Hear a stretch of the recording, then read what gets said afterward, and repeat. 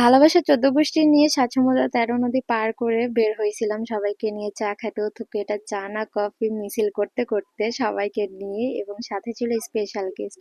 Hello everyone, আসসালামু আলাইকুম, it's me Niju, welcome my another blog. কেমন আছেন সবাই?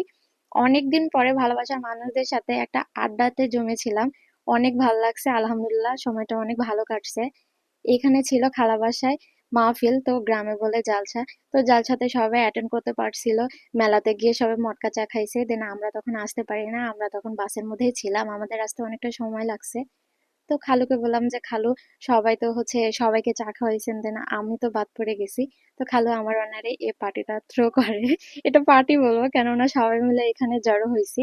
তো কফিটা অনেক মজা ছিল, সাথে ছিল গরম গরম পেঁয়াজু এবং ধোয়া ওঠা কফি, আবার শীতের সন্ধ্যা, সবকিছু মিলিয়ে একটা বেস্ট সময়।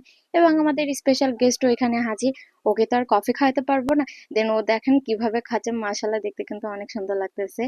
তো অনেকদিন পরে এভাবে সবাই মিলে সময় কাটাইছি, বলে বোঝাতে পারবো না কতটা যে ভাল লাগছে। আলহামদুলিল্লাহ। তো আজকে এ পর্যন্ত, সবাই ভালো থাকবেন, আল্লাহ হাফেজ এন্ড টেক কেয়ার।